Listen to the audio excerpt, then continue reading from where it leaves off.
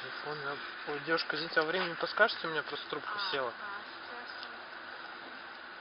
2:51. 2:51? Ага, все, спасибо. Ой, извините, а можно вас тоже спросить, а вот бизнес-центр где-то рядом? Да вот он.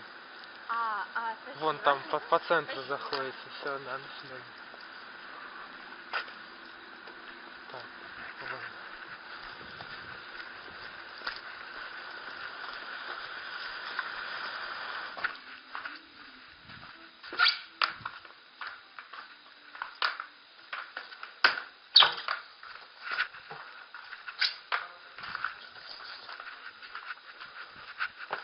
Ну как, нашли? Да. Ну сейчас подожду еще 5 минут. Ну будете еще ждать, я сейчас пойду документы принесу. Захотите, вон, зайдете ко мне. Вот вторая дверка. Через 5 Ладно? минут. Ну давайте.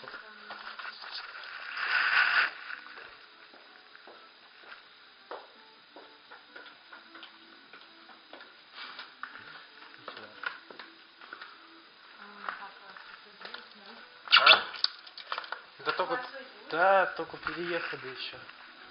Видите? Так, чай? Давайте чай. Пока. Как зовут-то?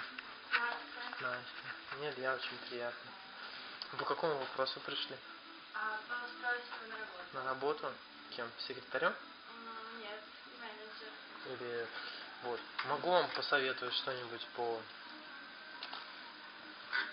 вашему собеседованию документов? Ну, посоветуйте. А что вы здесь спрашиваете? Чем занимаетесь, рассказывайте. Там смотрят еще внешние данные. Ну, со внешними данными проблем нету. Я люблю путешествовать, потому что там. Ну, так, что ты, смотри, не замужем? Ну, да, мне 19 лет. Да? Да. Хорошо. Ты, наверное, после улицы такую ветрила, да? Будешь проходить собеседование? Хочешь, я тебя к себе возьму? Будешь работать с меня? Ты занимаешься тем же самым? Нет, я занимаюсь немножко другим. Но легко научиться строительству. Нет. Почему? Очень легко. Я тебе дам возможность здесь заработать. Устройте меня бесплатно. Ты знаешь, сколько это денег? Да, много, я думаю. Чересчур. Я очень красивая. Да, я вижу. Особенно по ножкам видно. Ну-ка, встань. Сейчас я на тебя посмотрю.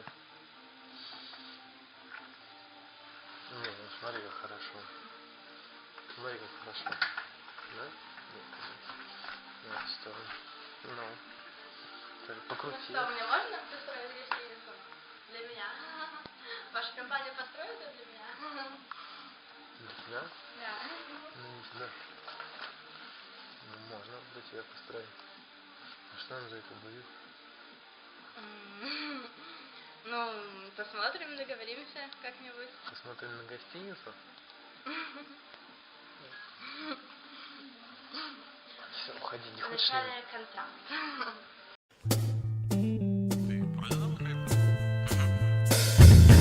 Kraujas, ugnis, brutalizacija, pasaulio paslaptys. Čia proto pemza. O, Aivaras buvo Brežnevas, ne? Jo, Visiškai neatsimenu šito.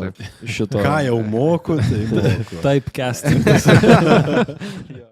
Dėmesio, prašau jūsų, visų esančių kitapus ausinės, kolonėlės ar garsiakalbio. Audio ranką jums tiesia proto pemza, tas vienintelis kolos skonio skanėstas anyžinių guminukų pakelyje. Tas vienintelis ananasinis tarp kitų prastų. Atsargiai nesukelkim čia tautinės nesantaikas netyčia. Povilai, Gerai. nuo pat pradžių gadini viską jau. Kokia antrą minutę ir mes jau susipykę. Patogiai įsitaisę už storų Lukiškių kalėjimo sienų su jumis labinamės mes. Vienintelis masinę pakriktuvę balsu pakurti gebantis Povilas. Ni hao. Šaipiausias užnemunės survivalistas Tomas. Ahoj. Bet kokioms negandoms kitas, tariantis dauggalis Aivaras. Labadiena su vištiena, vėliau kolegos klausytojai. Bei sveikinuosi aš, grojančios laidos galvonas žmogus Vilius. Galvonas, čia terminas, kur tu įradai. 77 metų sinonimų žodyne. Visi šitie terminai kaip ir daug galis ir galvonas buvo iš... Tai aš negavau. Tai tu gavai Kuris buvo mano. pakriktuvę, tai Ai, balsu gali sukelti. Mes dar nepradėjom, bet pabaigoje epizodo nepabėkit, turėsim fainą skelbimoką. Tempsime jūs, mėly klausytojai, šiandien atgalios į srutėsiais pasaulio istoriją nutapiusi šiukšlyną – Sovietų sąjungą. O jei tiksliau, tai į 1960-uosius patį šaltojo karo bei kosminių lenktynių sūkurį.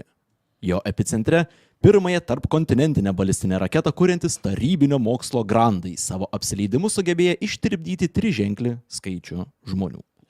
Nedelino ar Baikonūro katastrofos pavadinimu žinomas įvykis iki šių dienų yra daugiausia gyvybių pareikalavęs taikmečio raketos sprogimas.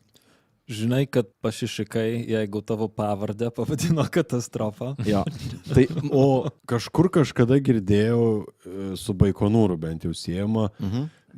Čia yra toji didžiausia kosmoso tyrinėjimo katastrofa. ją įvardina skirtingose šaltiniuose kaip didžiausia kosmoso tyrinėjimų tragedija, dėl to, kad didelės skirties tuo metu tarp kosmoso tyrinėjimo ir karinės veiklos nelabai buvo, nes jokio skirtumo, ką tu ant raketos smaigalio uždedi, ar atominę bombą, ar Sputniką. Teleskopą. Jo, yra tas pats dalykas, tau vis tiek reikia raketos.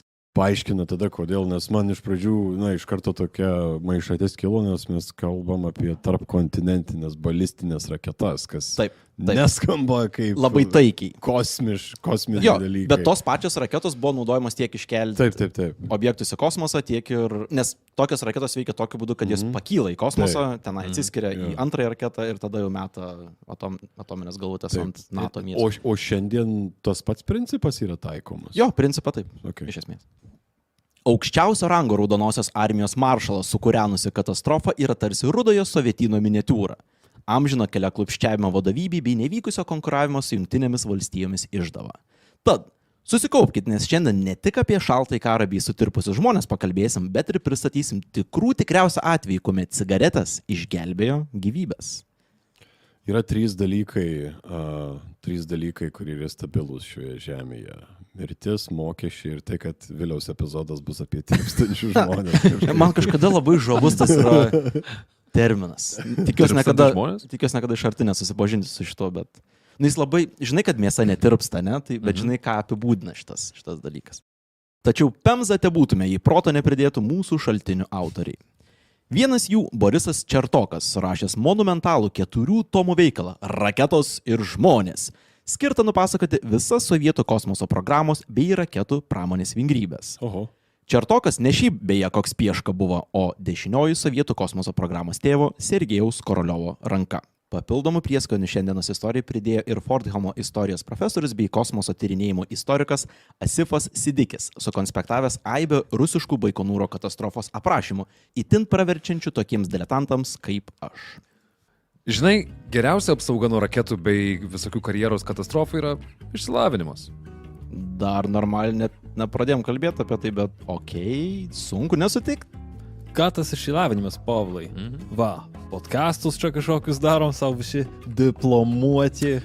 Tomai, bet ar tu girdėjai apie Turing College? Turing College? Turing College! Vieta, kur mokytis ne kokių tai jurisprudencijos teorijų, o duomenų analitikos, duomenų inžinerijos bei skaitmeniniais rinkodaros ir analitikos. Aivarai, dar pamiršai paminėti duomenų mokslo bei dirbtinio intelekto ir web programavimo programas. Viskas iškart pritaikoma darbo rinkoje. Net ir įdomios man tos programos būtų, tai ką praslaiko mokytis? Nebėda mažiau. Turing College kiekvienas mokosi savo tempu, nes tvarkaraštis yra totaliai lankstus, todėl programos tinka užimtukams, kurie nori galimybės mokytis bet kur ir bet kada. Tačiau ne bet kaip. Studentai čia auksas, todėl dėmesio ir patarimų gauna kiek nori, o konsultacijas ir projektų peržiūros sesijas veda rinkos profesionalai ir toliau pažengę studentai. Jau baigėt? Tikrai Ne.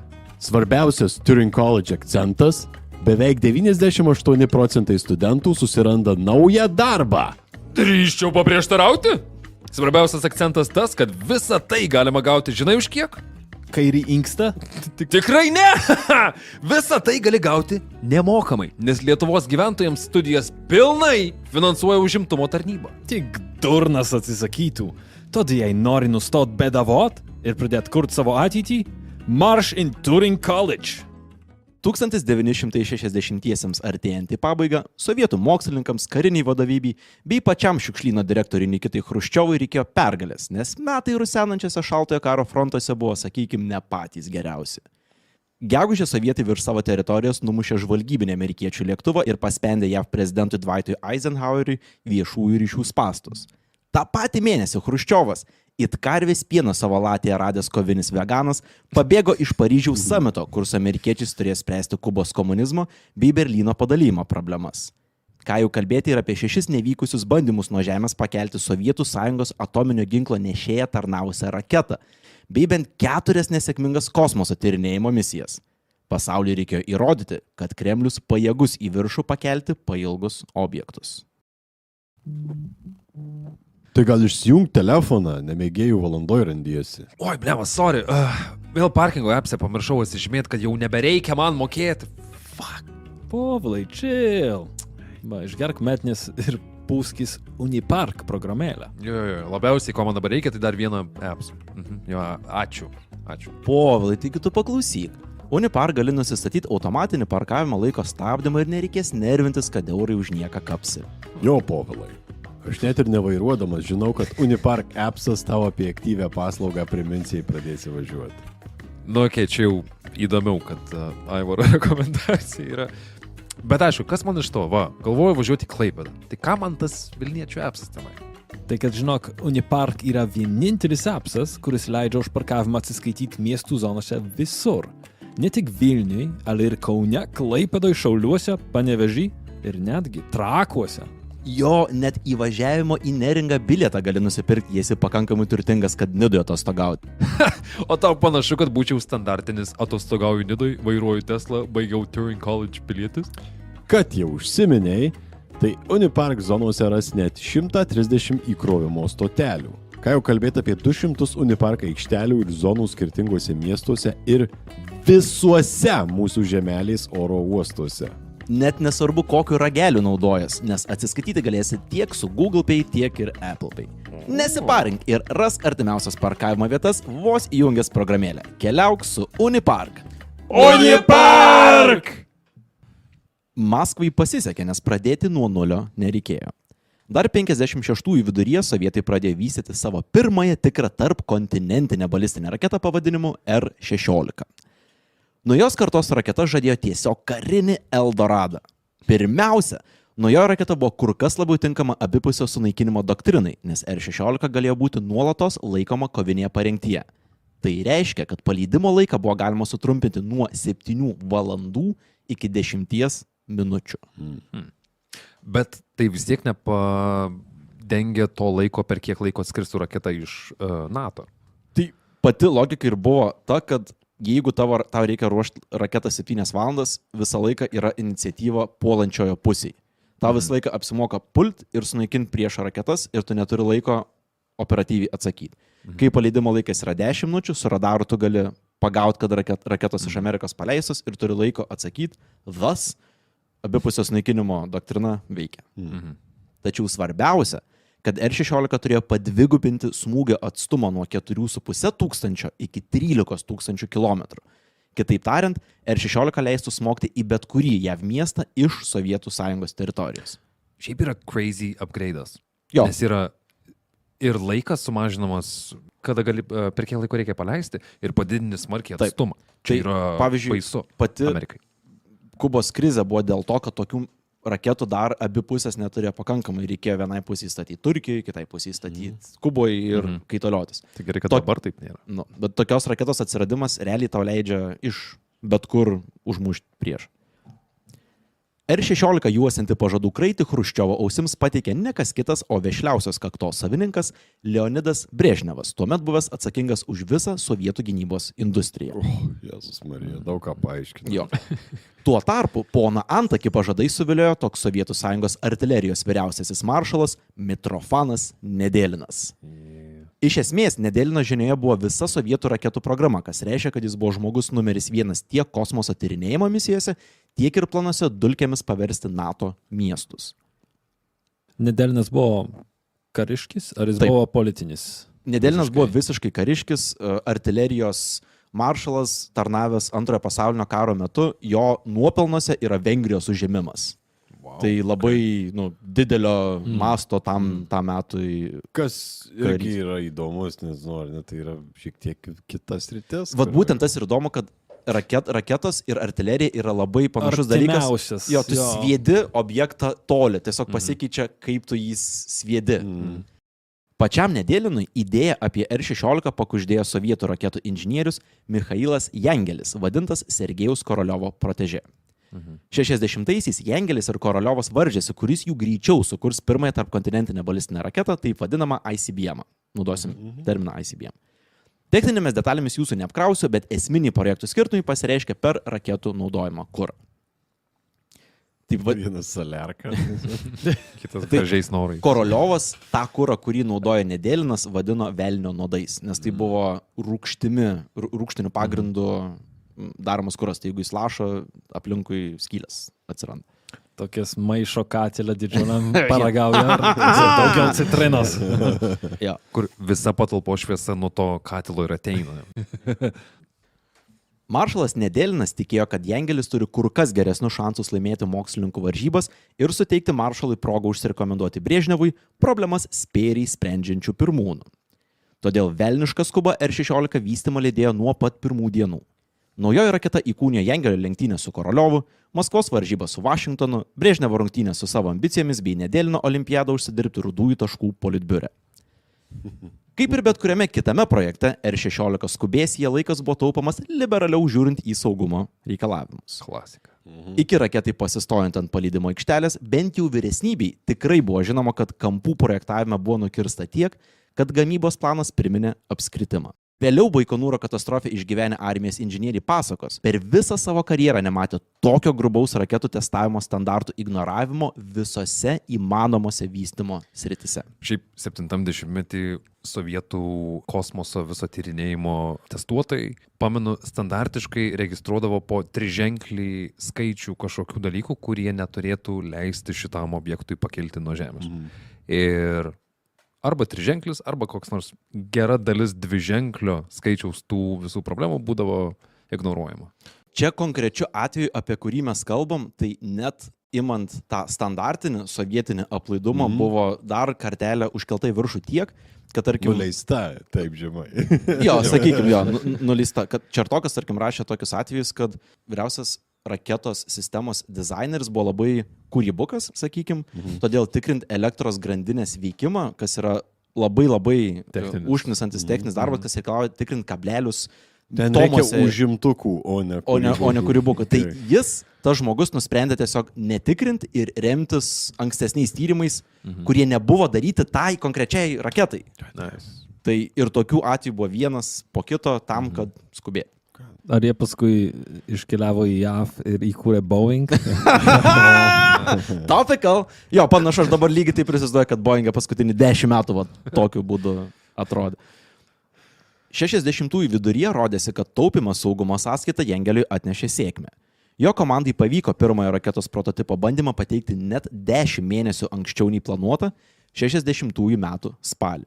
Jangelis buvo visiškai hellbent aplenkti Koroliovą visais įmanomais būdais. Taip. Pristatė, bet ar jis skrido? Ta prasme, čia ištestavo? Ar tiesiog, žiūrėkit, pastatėm pirmi ir pigiau? Tai čia pastatėm pirmi ir 60-ųjų metų spalį pažiūrėsim, kaip ji pakils. Okay. Jo.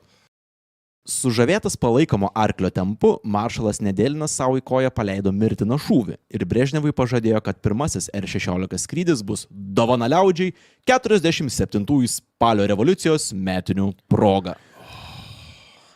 Aš nesuprantu, kodėl jie stengiasi taikyti kažkokias šventės datas. O ne sukuria datą retroaktyviai pagal tą pavykusį paleidimą. Tomai, tu kalbė apie datas ir retroaktyviai kažkokias tai priskiriamas datas ir panašiai. Tu nepamiršk, kad datomis būdavo pavadinami kalnai. Tiesiog tie kalnų nebūtų visoje Sovietų sąjungoje. Aš labai atsiprašau, netgi ne metais būdavo pavadinami kalnai, o partijos susirinkimais, kaip ir buvo Lenin Peak epizode. Taip, būtent. Tai šiam skrydžiui pasirinkta spalio 24 diena. Dar blogiau tai, kad Nedelino pažadą Brežnevas ryškiai pakuždėjo ir didžiausiam planetos kukurūzų entuziastui Chruščiovui, kuris likus vos 9 dienoms iki pirmosios raketos bandymų, jungtinėse tautose pareiškė, kad sovietai raketas neva štampuoja kaip sasyskas. Bet neštampavo nei vienų, nei kitų. Ir tokiu atveju net ir menkiausių šunkelio atgal nebeliko. Jangelis ir Nedelinas privalės bet kokią kainą paleisti R-16. O nėra kažkokios informacijos apie tai, ką Nedelinas galvojo, kodėl taip nutiko, kad... Aš suprantu, kad norėjau užsidirbti tų brownie points, bet jeigu tu kalbė apie tai, kad tai buvo žmogus, vienas iš 5 maršalų Sovietų sąjungoje, tai netrodo, kad tai buvo visiškai bukas, durnas, nenusimanantis žmogus. Iki galo, sakykime, taip visiškai vardinto to neradau, bet 2 dalykai žaidžia, kad Nedelinas labai gerai bendravo tiek su Koroliovo komanda, tiek su Jangelio komanda. Jis buvo matęs ne vieną raketos paleidimą, kur matė, kad kertant kampus įmanoma vis tiek pasiekti rezultatą, ir jis nebuvo mokslininkas. Tai jeigu Jangelis, kuris yra kvalifikuotas raketų mokslininkas, jam sako, kad mes galim padaryti anksčiau, galim padaryti greičiau ir geriau, jis tikėjo Jangeliu. Plus, jos tikslas yra nukristi ir išspraukti. Ir jeigu išsprauks ten 10 km į kairę ar 10, tai... Plus, čia mes kalbam apie prototipo paleidimą. Sėkmingas prototipo paleidimas reikštų, kad raketa pakilo 200-300 metrų į viršų, jeigu po to sprogo, nesvarbu. Svarbu, kad mes įrodėm, kad jau šitai veikia ir tai reiškia, kad už pusės metų ar už metų mes turėsim veikiantį konceptą. O dabar reikia parodyti Chruščiovui, kad mes galim paleisti ICBM. Šiaip neįtikintų manęs kitoje situacijoje, bet mes kalbam apie Sovietų sąjungą. Būtent ir Sovietų sąjunga, bet kokį, kad ir kiek 100 metrų nuo pasaulio paviršiaus sprogtų ta raketa, vis tiek jie sugebėtų tai pateikti kaip laimėjimą. Tai žinoma. Plus, irgi atsimėjim kontekste, amerikiečiai tuo pat metu irgi vysto tokio pat tipo raketą. Jos praktiškai identiškos dydžių, atstumų ir panašiai. Nei viena pusė kol kas neturi tokios raketos. Bet jei tą fejerverką pirmie susprogdins sovietai, tai bus didelį propagandos pergalė. Taip, visiškai. Likus 3 dienoms iki bandymo, R-16 buvo atgabenta į 41-ąją paleidimo aikštelę Baikonūro kosmodrome. Nuo pat tos akimirkos visas karinis ir civilinis personalas dirbo kiaurą parą. Lenktynės pasiekė finišo tiesiai, todėl ekipažo lyderiai Nedelinas ir Jangelis sulaukdavo vis dažnėjančių ar jau skambučių tiesiai iš Chruščiovo. Oi, visada darbas, ypač kas dirba žaidimų industrijoje ir IT industrijoje, žino, kad darbas be miego per crunch time yra pačius geriausius rezultatus. Jeigu tu galvoji, kad tai blogai, Aivarai. Kremliaus vado alsavimo nugarą jaučiantis maršalas Nedelinas be miego zuojantį personalą sugalvoja pamotyvuoti tuo pačiu ir įsikūrė pačioje paleidimo aikštelėje, kad asmeniškai prižiūrėtų vykdomus darbus. Kaip stebėtinai taikliai ironizavo Čertokas. Kas drįstų prieštarauti vyriausiajam maršalui Nedelinui, kuris siekdamas pagerinti tėvynės gynybos potencialą, apeliavo į vyrus kviesdamas juos nemušinėti, o daugiau dirbti. Juk čia ne frontas. Juk niekas nebuvo siunčiamas į garantuotą mirtį. Ką jau kalbėti apie mirtiną riziką, jei net sveikatai grėsmės nebuvo. Rimtos problemos chaotiškoje pakilimo aikštelėje prasidėjo 2 dienos po raketos atgabenimo spalio 23-ąją. Ruošiant raketą buvo suabejota, ar vienu metu paleidus visus kurą nuo variklio skiriančius išsiveržimo diskus, R-16 variklis atlaikys kuro slėgį. Įprastai tokios problemos pilnai pakaktų, kad raketos paleidimas būtų nukeltas. Bet tikrai ne tą kartą, kaip Brežnevui ir Chruščiovui esi pažadėjęs dovanų. Buvo nuspręsta diskus įveiklinti po vieną rankiniu būdu. Tai reiškia, kad inžinieriai ir testuotojai turėjo užlipti į 34 metrų aukščio raketos viršų, įsiropšti į jos vidų, pajungti išorinę bateriją prie disko ir jį detonuoti. Diską detonuoti reikia todėl, kad tai yra didelė metalinė struktūra, kuri ir normaliom procedūrom ji sprogstamo yra, tam, kad atvertų šliuzą ir kuras galėtų pradėti bėgti į variklio vidų. Ir visa tai rankiniu būdu sprogdinami diskai po vieną buvo daroma ant pilnai kurų užpildytos raketos. Primena tuos bičius Černobylį, kur turėjo į užterštą vandenį bristi ir taisyti padėtį. Jo. Čia jau, sakykime, yra akivaizdu, kad situacija nėra gera. Nu, žmonės traktuojami kaip biomasė. Visiškai.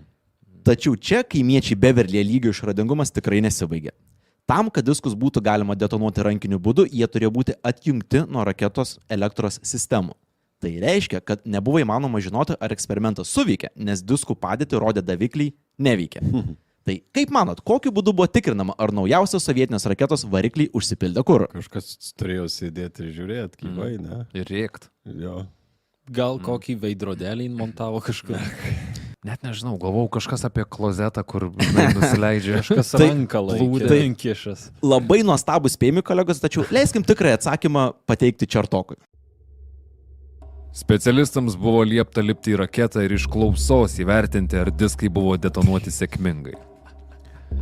Negana to, kad jie lipo, tai darė ir be dujokaukių, nes šios neva būtų trukdžiusios aiškiai girdėti. Tai savaime buvo šiurkštus saugos procedūrų pažeidimas. Jei būtų įvykęs raketinio kuro nuotėkis, geriausiu atveju šiems klausytojams būtų grėsęs sunkus apsinuodijimas ir nudegimai. Tai jie įlipę į raketą turėjo klausyti, belsdami į tam tikras raketos dalis ir įvertinti, ar jos yra tuščios ar pilnos. O kaip castingas tokiam dalykam vyko? Tiesiog beldi ir žiūrėjo, ar kaip tu girdi? Ir čia per 7 minutės turi būti paleista, ne? Čia kaip, žinai, kai arbūzą renkasi turgui. Taip, taip. Čia buvo Atsiųskit Gruzinus. geriausias Rusijos raketų mokslininkų sprendimas buvo pabelsk ir pažiūrėsim, ar suveikia ar ne. Tuo pačiu tokią kosminę technologiją padaro labai žmogišką, nes tie žmonės jau Visiškai. raketos dalimi tam. Visiškai taip. Čia atsiminkim irgi yra laikas iki borto kompiuterių, iki visų dalykų ir viskas priklauso nuo elektros impulsų. Tiesiog jie yra sudėlioti tam tikrų eiliškumu ir turi suveikti, ne? Wow. Bet žmonės lipa, beldžia ir žiūri, ar veikia. Nu, darbas vyksta. Darbas vyksta. Tai kaip jiems sekėsi? Ačiū, kad paklausai, Paulai. Inžinieriams šliaužiant raketos viduriais, šaltą spalio dieną keitė rudeniškos sutemos. Dar nespėjus įsitikinti, kad rankinė disko detonacija suveikė, pasigirdo duslus garsas, suvirpinęs visą raketą. Padėkit. Čia beldimas ar ne? Pasirodo, kad elektrinių komandų skirstimą reguliuojantis prietaisas nei iš šio, nei iš to savarankiškai susprogdino pirmos raketos pakopos diskus. O, Aišku, tai kad niekam susprogdino. nei belst nereikia, nu. Šiek tiek palengvino darbą. Jo, tai grupė Jengelio pavaduotojų netruko nuspręsti, kad tą skirstytuvą reikia išimti ir keisti kitu. Ir nereikia būti raketų mokslininku, kad suprasti, jog neveikiant sistemui, koordinuojančiai, kas kada raketoje sprogs, reikėtų šiek tiek daugiau laiko skirti testavimui. Nėra laiko, tu festivalis prasideda. Tačiau būtent, Aivarai, Jengelis nusprendė, kad galima problemą pašalinti vietoje. Beje, su tokia išvada sutiko ir už raketos bandymą atsakinga valstybinė komisija, kuriai vadovavo siurprizas, maršalas Nedėlinas. Super. Okay. Toliau krapštydamėsi raketoje inžinieriai pastebėjo, kad jau kurį laiką įsijungusios vidinės baterijos. Šios buvo skirtos aprūpinti raketą elektrą, kuomet ji buvo atjungiama nuo maitinimo ant žemės. Įprastai, tokios baterijos pajungiamas tik prieš pat skrydį, tačiau šį kartą jos aktyvavosi savaime. Tai gal ir nebūtų problema, bet kaip dažnas senesnių telefonų savininkas žino, baterijos neįtin mėgsta būti šaltyje. Kaip inžinieriai nusprendė sušildyti naujausios sovietinės raketos bateriją, ogi padėdami ją į mikroautobusą su maksimaliai pakurtų šildytuvu. Tu juokauji. Logika. Ar iš vidaus jis buvo išdėtas kilimais? Dar? Nežinau, bet įsivaizduočiau, kad taip. Tai mes turim procesą ir vaizdinį, kur žmonės, įsivaizduot raketą ir aplink ją yra tas stelažas milžiniškas, kur žmonės ropoja ir vaikšto. Ir dar- Kažkas išima bateriją beldžia. iki mikriuko, nuneša ir padeda ir užsuka tiesiog. Ir dar žinant sovietinius mikriukus, tai ten net su šildymu užsuktų iki maksimumo vis tiek šala. viskas Čertokas iš- bandė paaiškinti, kad mikriukė buvo plus 30 tuo metu. Aha, jo. Tai, bet esat buvę ultra senam sovietiniam autobuse, kur būdavo neįmanoma būti kaip karšta būdavo. Būdavo dvi funkcijos - šalta ir per karštą. Tarsi nėra jokio Aš tik tai šalta. tarpinio žinau. varianto. Bet Jo. šalta arba pečius. Pas mane Jo, taip. šalta, o karšta būdavo, nu, tas karšta maudas įsijungdavo vasarą prie plus 30. Spalio 23-osios vakarą posėdžiui susirinko visa paleidimo aikštelėje buvusi valstybinė taryba. Visiems buvo puikiai aišku, kad problemų puokštė yra gerokai per tanki saugiai jaustis. Tačiau tik vienas tarybos narys, pulkininkas leitenantas Titovas, pasisakė prieš darbų tęsimą. Titovas siūlė ištuštinti raketinį kurą, neutralizuoti raketą ir siųsti ją atgal į gamyklą tolimesniems tyrimams, nes aišku, kad problemų sėkmingam paleidimui yra tiesiog per daug. Tačiau tarybos susitikimas baigtas tvirtu Maršalo Nedelino žodžiu. Visus pakeitimus atliksime čia, paleidimo aikštelėje. Tėvynė mūsų laukia. Skrydžio dienos ryte paleidimo aikštelėje šimtai žmonių vis dar zujo aplink R-16. Pasak Čertoko, inžinierių gretose netrūko murmesių, kad situacija yra mažiausiai rizikinga. Tiesa, nepasitenkinimas daugiausia buvo reiškiamas maždaug už 150 metrų buvusio bunkerio rūkomajame, o ne Nedelinui į akis. Tačiau maršalas, veikiausiai jausdamas neįtin jaukų vaibelį, sugalvojo pakelti stavkę, ant kortos dėdamas save patį. Paleidimo dieną Nedelinas paprašė jam ir kitiems rimtiems šulams atnešti suolelį ir pastatyti jį paleidimo aikštelėje. Pasitikėjimo inžinierių darbo Nedelinas pareiškė liepdamas suolus pastatyti per maždaug 20 metrų nuo raketos. Labai mažai. Tai čia neteis sėkmingas. Neteis sėkmingas, jo. Čia vis tiek Tai kaip ir... idėja būtų, kad prieš raketą paleidžiant, žinoma, visi pasišalintų iš aikštelės ir ten nebebūtų jokių žmonių. Bet jis rodo, kad jis taip stipriai pasitikė raketos stabilumu ir kad jie nesugriūs anksčiau laiko, ar jie nieko nenutiks, kad jis ir ten pramonininkai Sovietų Sąjungos ir panašus veikėjai sėdės per 20 metrų nuo raketos. Kaip ir žino kiekvienas geras vadovas, jeigu projektas prastai sekasi, reikia kuo daugiau streso komandoje. Taip. Būtinai, ypatingai komandai, kuri nelabai miegojus yra, komandai, kuri šala laukia, beldžia į raketos šonus, kad žinotų, ar rūgštimi grįstas kuras subėgo. Reikia tik tai didinti skaupą, overdriving biudžetą. Dar labiau. Visiškai. Ir prižadėti visiems, kad jau beveik padaryta. Jau tuoj. Taip. Ypatingai įmonės direktoriai pasakyti, kad tuoj padarysim. Tiksliau pasakyti, kad data jau yra. Spektaklis veikiausiai buvo skirtas ne tik darbininkams, bet ir aukšto rango personalui. R-16 testas buvo pirmas naujos kartos raketos bandymas Sovietų Sąjungoje per 15 metų, todėl apylinkėse šmirinėjo tik iš Maskvos atskridę inžinieriai, pramoninio komplekso vadovai ir kiti veidai, kuriems norėta palikti gerą įspūdį. Vis dėlto, artėjant vakarui, Raudonosios armijos generolas Sokolovas dar bandė Nedelinui paaiškinti, kad stovyklauti kurų užpildytos raketos paleidimo zonoje nėra saugiausias užsiėmimas. Tačiau maršalas Sokolovui atšovė. O ko man bijot? Ar aš ne karininkas? Jei esi bailys, tai dink iš čia. Čia ne pirma raketa, kurie paleidinėja. Tai jie fiziškai turi žinot, kur jau yra blogai. Taip. Tai jie žino, kad fiziškai yra blogai. Visi žino, ta prasme, ir Nedelinas tikrai žino. Bet čia yra... Tik aišku, kad Big Dick Energy Move, žinai, jis rodo, kad nėra ko bijot. Aš maršalas, Raudonosios armijos maršalas, esu čia, tai jūs negalite bijot, jūs irgi turit būti čia.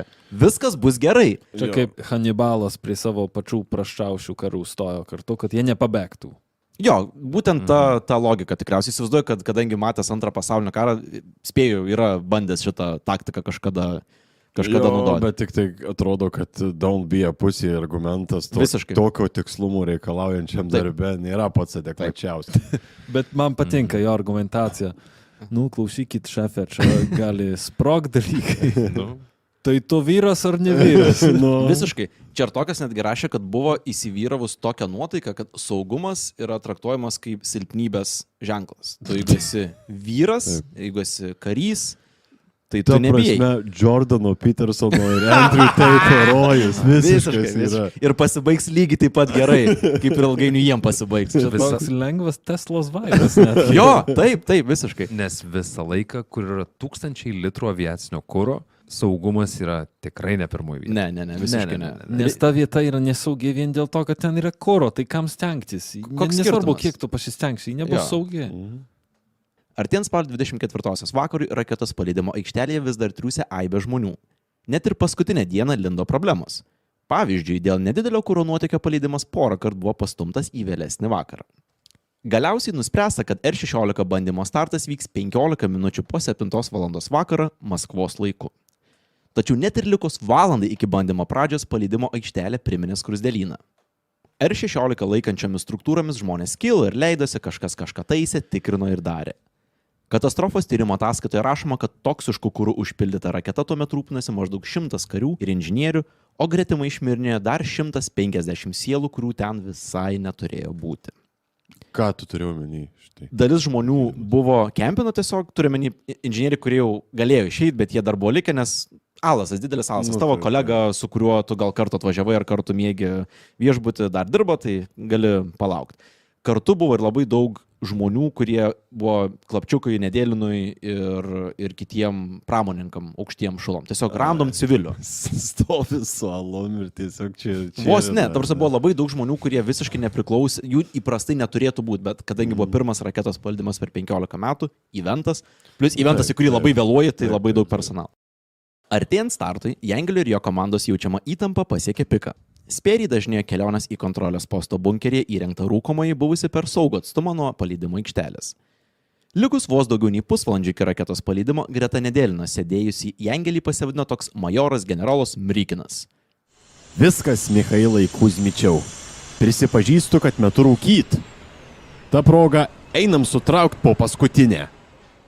Mrykinui ir kitiems perekūro privilegiją turėjusiams sovietų raketinės grietinėlės atstovams pasiekus rūkomai, Jangelis cigaretėmis pasidalino su generolu majoru. Nervingai aptarinėjant pasiruošimą R-16 paleidimui, Mrykinas prikišo žiebtuvėlį prie Jangelio cigaretės ir įžiebė liepsną. Ta pačią sekundę pro bunkerio iliuminatorius sklindantį šviesą patalpą nudažė rusvai gelsva degančios natrio rūgšties spalva. Blyksnis buvo toks staigus, kad Jangelis spėjo nusistebėti neva netikėtai stiprią žiebtuvėlio šviesą. Situacijos rimtumą padėjo suprasti išsyk šalia trenkusio perkūno griaustinį primenantis sprogimo garsas. 10 sekundžių prieš Mrykinui pakuriant Jangelio cigaretę, mechanizmą laikantį raketą ant žemės vis dar spito aibė žmonių. Dalis jų 34 metrų aukštyje laukia savo eilės pasinaudoti laiptais žemyn, kiti po truputį kopia viršun kotais remontuoti. Grupė inžinierių, prieš geras 15 minučių gavę laisvę keliauti bunkerin, lėtai pakavo su daiktus kelioniai atgal. Nedėlina iš visų pusių supo sovietinės pramonės galvos, generolai, majorai, generolai, raketinių pajėgų kadetai ir tuntas jiems patarnaujančių klapčiukų. Viso R-16 aikštelėje tuomet buvo per 250 žmonių. Tuo metu, už kelių šimtų metrų nuo paleidimo aikštelės stūksojusiame kontrolės poste budėjęs paleidimo inžinierius sulaukė ganėtinai standartinės žinutės. Iki bandymo pradžios liko lygiai pusvalandis, todėl visas sistemas reikia paruošti savaigiai parinkčiai ir naudoti vidinius energijos resursus. Mygtuko paspaudimu Jangelio raketą pasiekė signalas, kuris įprastomis sąlygomis duodamas tik visam personalui palikus aikštelę. Taisyklė pasirodo egzistavo ne veltui. Spalio 24 vakare, 15 minučių iki 7, R-16 elektrinių impulsų sistema suklysta. Dėl to vietoj parengties įsijungia antrasis raketos variklis. Kadangi raketos išsiveržimo diskai atidaryti, variklyje pilna kuro, šis kaip mat užsikuria ir šauna ugnies srovę į po juo esantį pakilimo variklį.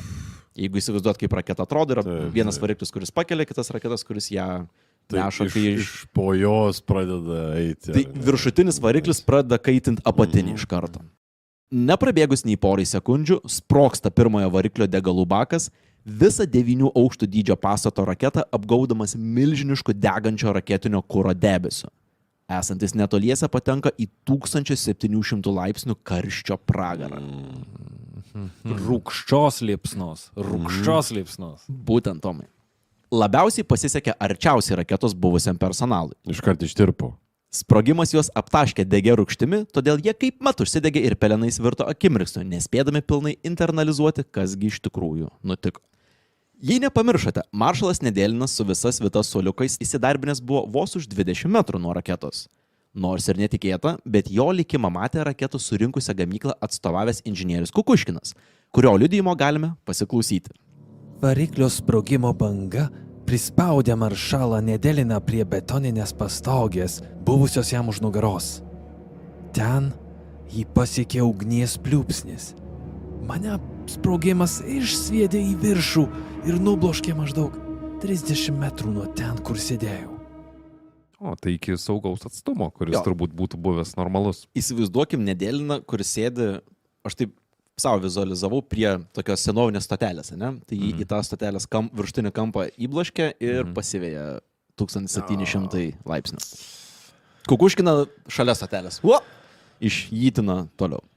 Po pirmosios sprogimo bangos teritoriją apniko toksiški garai. Ant raketą laikiusios konstrukcijos kabėję nelaimėliai buvo grilinami liepsnos arba duso nuo degalų, arba labiau tikėtina patyrė abu. Raketa, ne? Kotas. Taip. Didelis. Ir aplink ją yra stelažas, ant kurio dirba žmonės. Sprogimas tik apačioj buvo? Ar jis išilgai? Sprogimas raketos buvo ne toks, kuris ištaškė ją į gabalus, o labiau užsidegimas degalų, kuris prasprūdo pro šonus. Taip. Tai realiai turim laužą po apačią, o raketa smilksta, dega tam ant to laužo. Negalėdami kęsti, dalis jų, žmonių, kurie kabėjo ant tų stelažų, atsisegė apsauginės petnešas ir šoko žemyn tiesiai į plieną lydančios temperatūros balą. Nedrįsusiems kristi ilgai laukti nereikėjo, nes raketa lūžo pusiau, nusitemdama juos paskui, o savo svoriu pribaigdama buvusius ant žemės. Pragarėlės kaip turi būti. Žvėriškas karštis negailėjo ir stovėjusių keliasdešimt metrų toliau, nes kaip mat užsilepsnojo jų rūbai. Negana to, net ir radus jėgų bėgti degant, papildomų iššūkių kėlė besilydantis asfaltas. Vėliau gelbėtojai ras ne vieną suanglėjusių kūną iki kelių įsmigusi į taką. Čia kaip Pompėja, jo, tokia vos ne. Jo, yra panašaus vibe, aš įsivaizduoju tą, neįsivaizduoju iš tikrųjų, tą jausmą, kai tu susmingi asfaltą ir tu degi tuo metu. Geriau neįsivaizduoju, neturėt progos. Ir tu degi nuo, čia net ne tie, kur aptaškyti rūgščių kuro, čia tie, kurie buvo pakankamai arti, kad tiesiog nuo karščio užsiliepsnotum kaip fakelas. Sprogstamoji estafetė pažėrė makabriškų situacijų. Pavyzdžiui, sprogimo banga greta Nedėlino sėdėjusi pramonininką Grišiną nusviedė pakankamai toli, kad nepaverstų jo pelenais. Grišinui ne tik pavyko perlipti paleidimo aikštelę juosusią gelžbetonę užkardą, bet ir kažkaip perbristi pro tirpsančią asfalto jūrą. Pasiekęs teritorijos kraštą, Grišinas kažkokiu būdu sugebėjo perlipti 3,5 metrų aukščio tvorą, nuo kurios nukritęs dar ir susilaužė abi kojas. O kur šitas, ir aš nenoriu sakyti, užsidegimas?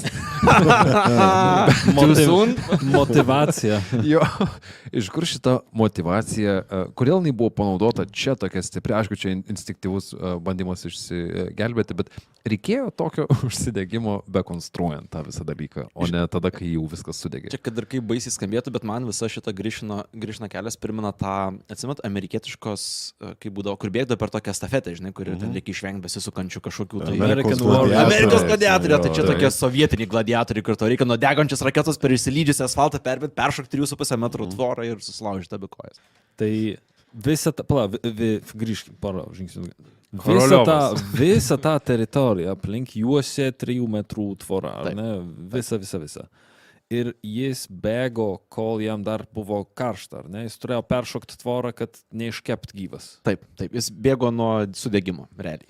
Tai vad man įdomu, koks yra mirties spindulys čia. Kokiu spinduliu yra mirtinai pavojinga.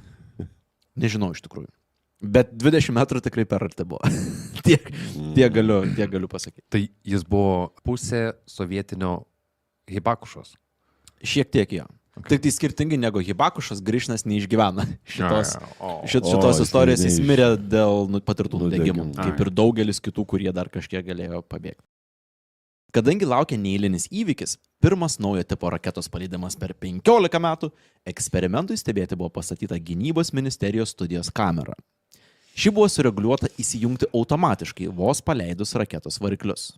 Todėl mano minėtus degančius sovietų mokslininkus galite savomis akimis apžiūrėti maždaug 7 minučių trukmės neįtin geros kokybės vaizdo įraše, deklasifikuotame tik nudvėsų sovietiniam šiukšlynui. Tai jame aiškiai matyti, kaip aibė degančių žmonių bėga tolyn nuo raketos. Įdomiausia man šitam video, kad kamera buvo tokia kokybiška, kad nufilmavo ir išliko toj medžiaga nufilmuota. O nebuvo to pačio, kas su raketa. Kad... Šį kartą kamerų technologija suveikia visai neblogai. Kino industrija buvo toliau pažengusi Sovietų Sąjungoje. Jau kino industrija išgyveno savo šitą katastrofą. Išgyveno tada, kai nepavyko normaliai nufilmuoti atominės bombos sprogimo ir Stalinui parodyti normalios medžiagos. Tai bent jau čia. Šiaip tam video tai net atrodo kažkuria prasme makabriška ir net gal net sunku patikėti, nes tie... Mes matom degančių žmonės, kurie bėga nuo tos liepsnos ir jie, kaip kokiam, žinai, Rammstein klipe, žinai, uždėk Firefly, O, ne. žinai, ir Jo, tipo...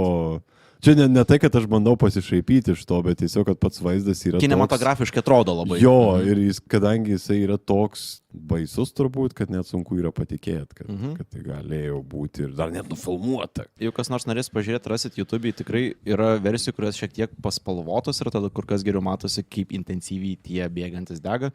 Jeigu esat silpnesnių nervų, gal nežiūrėkit, nes visgi tie degantis žmonės didesnė dalis, kurių neišgyvena. Tai video matėsi žmonės bėgantis toliau nuo raketos. Ir ne ką daugiau pasisekė ir bėgusiems toliau, kur jų kamera nebegalėjo užfiksuoti, nes buvo sufokusuota taip. Kadangi paleidimo aikštelė buvo karinėje teritorijoje, ją supo apsauginės priemonės. Tačiau pavojus atveju tai reiškia, kad 10 degančių žmonių įvirto į apsauginį griovį, o bandydami iš jo išsikapanoti, baigė savo paskutinės akimirkas įsipainioję spygliuotoje vieloje. Tai tas apsauginis griovys nelabai saugojo. Jisai, man rods, buvo tam, kad jeigu į vidų bandytų ateit, o ne tam, kad jeigu bandytų pabėgti. Jo, visai ne ta logika. Niekas negalvoja, kad reikės pabėgti iš ten. Bet koks paradoksalus saugumas. Ne? Nėra saugumo, kad apsaugosim jūs nuo mirties garantuotos.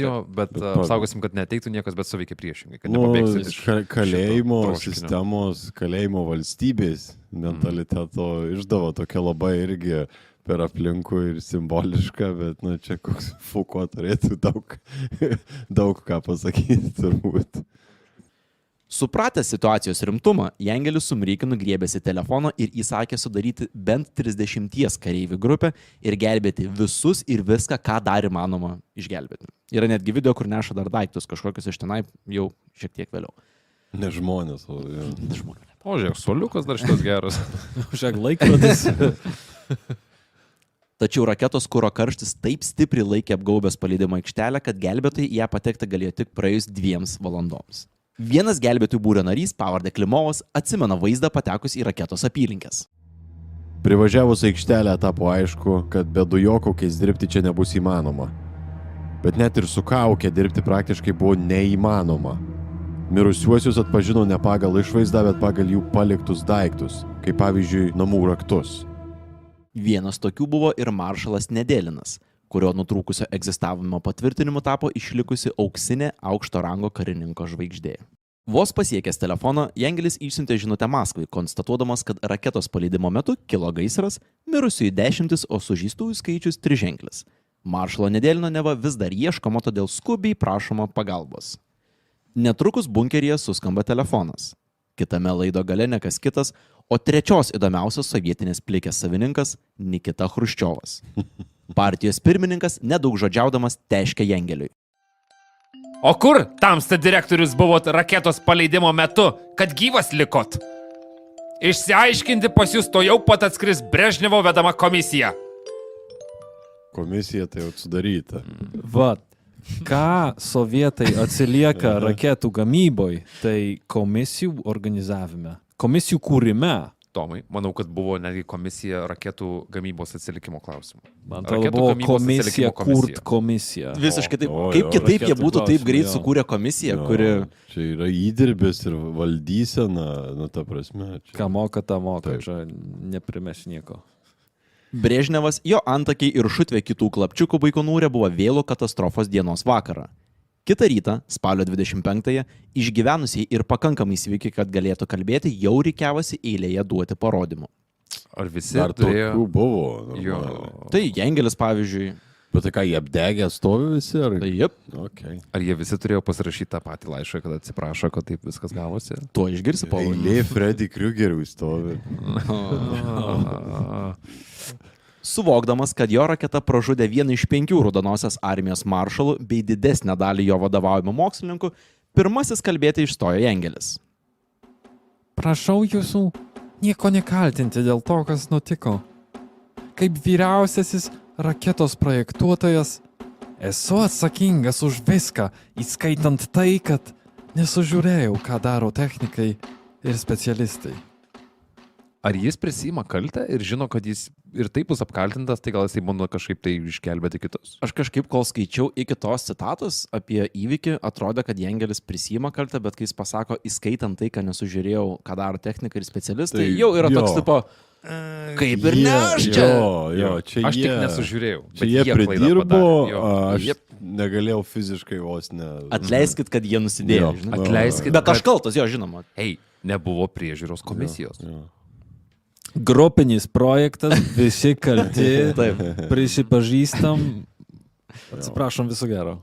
Kiek netikėtai visiems susirinkusiems, Jengelis neišgirdo nieko panašaus į viešą pažeminimą. Vietoj to, inžinieriui ir visiems susirinkusiems Brežnevas atsakė. Mes neturime jokių ketinimų ką nors pasiųsti į teismą. Atvykome suprasti įvykio priežasties ir imtis priemonių, kurios leistų atsitiesti po katastrofos bei kuo greičiau tęsti pradėtus darbus. Brežnevo geraširdiškumas čia veikiausiai negeros širdelės sąlygotas. Maršalą Nedelino parinktą raketą palaikė pats Brežnevas, todėl ieškant kaltų reikėtų pasižiūrėti ir į veidrodį. Vietoj to, komisija gan spėriai apklausė įvykio liudininkus ir nusprendė, kad specialaus tyrimo, kuris reikštų kažką panašaus į kaltųjų paieškas rodytas seriale Černobylis, nereikia. Juoba, kad didesnė dalis kaltininkų labai patogiai neišgyveno. Buvo konstatuota, kad pagrindiniai katastrofos kaltininkai – prastas testavimas, prastas pasiruošimas, skubėjimas bei itin aplaidus bazinių saugumo normų nesilaikymas. Pavyzdžiui, katalizatorių raketai užsilepsnoti davė signalas turėjo būti pasiųstas likus mažiau nei minutį iki paleidimo ir tik kuomet paleidimo aikštelėje nebėra žmonių. Jei R16 elektros sistema būtų tinkamai testuota, visi laidai būtų veikę kaip pridera, įjungdami reikiamą sistemą. Jei vidinės baterijos būtų laikomas ne mikrūškiai, o raketoje, teisingas energijos paskirstimas būtų padėjęs išvengti trumpų jungimų. Įsivaizduok, jie turėtų mikrobangų krosnelę. Net ir šiems saugikliams nesuveikus gelbėti turėjo išsiveržimo diskai, kurių paskirtis ir buvo užtikrinti, kad raketos variklyje nebus degaus kuro, kuris nenumatytų atveju galėtų sušašlykinti tuntą žmonių. Ataskaitą Maskvai Brežnevo komisija parašė per 3 dienas. Super. Būtų toks ir buvo sakymas. Tokia komisija irgi, bet čia tas jų efektyvumas. Greitai, jo. O čia tai dirba žmonės. Jo. Išvardinus techninės priežastis visiškai slaptai grifo pažymėtame raporte įvardinama pagrindinė katastrofos Baikonūre priežastis. Skrydžio vadovybė demonstravo nepamatuotą pasitikėjimą viso raketos komplekso saugumu. Dėl šios priežasties individualiai buvo priimtas skubotų sprendimų, deramai neišanalizavus galimų tokios logikos pasekmių. Kitaip tariant, Brežnevo komisija konstatavo, kad skubėdama komanda nusispjovė į elementarius saugumo reikalavimus. Bet, Nu ir... taip. jo, taip. Nemeluoja. Vėl komisija atliko savo darbą. Nėra kad melau. Toje pačioje ataskaitoje pažymima, kokios saugumo priemonės turėtų būti taikomas ateityje ir skirta nemažai dėmesio raginant susikaupti į bandymų tąsą. Ko gero svarbiausia dalis, kad Brežnevo ataskaitoje nebuvo įvardinti katastrofos kaltininkai. Išvadas pristatant katastrofą išgyvenusiai vyresnybei buvo pareikšta, kad kaltieji už klaidą sumokėjo gyvybę, o išgyvenusiai turėtų patys pasidaryti atitinkamas išvadas. Kaip patogu. Jo. Čia vėlgi labai akivaizdu, kad esmė buvo teskim darbus. Taip. Kažkur jau girdžiu klausiant, tai kiekgi žmonių pareikalavo R16 katastrofa? Kaip tik to norėjau Kiek žmonių? paklausti vėliau. Kaip taikliai. Jei pamenate ankstesnės mūsų laidas apie tragediją Sovietų Sąjungoje, atsakymą tikriausiai jau žinote. Tikslaus skaičiaus nėra. Brežnevo ataskaitoje įvardyjama, kad mirė 74 paleidimo aikštelėje buvę žmonės. Tačiau su tokiu žemu skaičiumi sutinka nebent patys komisijos nariai. Pasak Čertoko, asmeniškai pažinojusio ne vieną katastrofos liudininką, mirusiųjų skaičius tikrai peržengė 100. Pats Čertokas įvardina saugų skaičių kaip 101. Kiti šaltiniai mini 165 aukas, o kai kurie skaičiuoja ir 200. Atsiminkim, kad buvo 250 žmonių ten tuo metu. Iš kiek mes normaliai dauginam aukas? Iš 10? Tai čia Jo, buvo. žemiausias, kokį mačiau, buvo man rodos PM4, nu tai jeigu iki 200 eisim, tai 4 kartus kažkur, 3 kartus tikrai reikėtų padaugti. Tai čia taip panašu, kad tie 7-4 buvo skaičiuoti tik tie, kurie į asfaltą intirpo. Kur rado dar kažką. Tam, kad atpažintų mus tokio didelio sudegimo vietoje, reikia nešiotis kažką, kas netirpsta. Medalį, pavyzdžiui, kur laimėjot pagrindiniai mokykloje. Taip, Taurė kokia nors. Kengūros visus medalius. O jei neturi nieko. Tai same boat. ką daryt? Nu, Tai, ką daryti? nu, kaip girdėjom iš istorijų, raktai padeda visai tai. Tikslus aukų skaičius nėra žinomas dėl to, kad Brežnevui panorėjus, oficialus katastrofos tyrimas niekada nebuvo atliktas. Tai ne tik ataskaitos buvo, bet ir tyrimo jokio nebebuvo. Po tos dienos buvo uždaryta. Dalis karinio personalo, įskaitant objekte tarnavusius 19-mečius, buvo palaidoti bendrame kape, kuriam paminklą pastatė tik po 4 metų, kai įvykis nutiko. Tuo tarpu civilinio personalo atstovų likučiai sukrauti į cinkuotus karstus ir išsintinėti po skirtingus sovietinio savartyno kampelius. Kadangi R16 paleidimas buvęs maksimalaus slaptumo įvykis, aukų artimiesiems ir įvykio liudininkams buvo prigrasinta nekalbėti nei apie katastrofos mastą, nei apie aplinkybės. Aukų mirties priežastys įvardintos kaip kabutėse nelaimingas atsitikimas ar aukštesnio rango karininko atveju lėktuvo katastrofa. Apsimetinėjimo būta tokio didelio, kad Maskva net išleido oficialų raštą, kuriame pažymima, kad maršalas Nedėlinas tragiškai žuvo aviakatastrofoje. Dėl to spalio 26 New York Times net pasirodė žinutė pavadinimu "Žuvo sovietinių raketų vadas, Maskva skelbia, kad Nedėlinas ir kiti mirė lėktuvo katastrofoje." Tai čia gana dosniai pasielgė Sovietų sąjunga, kad prisėjame taip drąsiai ant krūtinės tą neigiamą aviakatastrofų statistiką, kad pridengtų. Milžiniška raketas, jo. Bet šitoj situacijoje atrodo, kad gal net tai yra geriau, nei pripažinti, kad tavo maršalas didysis buvo atsakingas už tokį failą. Įsivaizduoju, kaip atrodytų straipsnis ir maršalas sėdėjo pirmoje eilėje. Už 20 metrų viso gaisro. Sovietų sąjungoje Baikonūro katastrofa buvo įslaptinta iki pat 89-ųjų, kol antros įsimintiniausios sovietinės plikės atstovas atleido šliuzus, galiausiai nuvaliusius raudonąjį mėšlą ir nuo mūsų žemių. Ta istorija apie Nedelino katastrofą nebuvo žinoma tik Sovietų sąjungai, bet iš Sovietų sąjungos ji iškeliavo. Ir vienas įdomesnių atvejų, kaip ji iškeliavo, buvo Chruščiovo memuaruose. Ko aš nežinau net, kad jie buvo. Jie buvo išgabenti 71, man atrodo, ar kažkada iš Sovietų sąjungos ir ten išleisti anglų kalba. Ir ten Chruščiovas buvo pažymėjęs, kad apie aukšto rango karininką mirusi raketos paleidimu. Ir žmonės, kurie turėjo nuotrupas istorijos, sujungė vieną su kitu ir galiausiai suprato, kas Nedėlinui iš tikrųjų nutiko. Tai vakaruose istorijos versija tikroji buvo žinoma dar gerokai iki 89, bet Rusijai tai buvo draudžia. R16 bandymai buvo tęsiami kelios savaitės po įvykio. Mirusiai mažai kam te rūpėjo. Šaltasis karas niekur nedingo, todėl Maskvai žūtbūt reikėjo tarp kontinentinės balistinės raketos. 61 vasario 2 dieną, prabėgus vos 3 mėnesiams po triženklio gyvybių skaičius pareikalavusios katastrofos, Jengelio R16 sėkmingai pakilo į orą ir Sovietų sąjunga buvo naudojama dar 15 metų. Jengelis už šitą pasiekimą, man rodos, 61 gavo ar tai Lenino premiją, ar dar kažkokį tai labai aukštą apdovanojimą, būtent už tai, kad sukūrė pirmąjį sovietinį ICBM. Vėl tu būsi prisimintas už taisyklės, kurios sulaužė, o ne už tai, kiek šimtų žmonių. Aš manau, kad Jengelis patiktų Elonui Muskui, pavyzdžiui. Labai.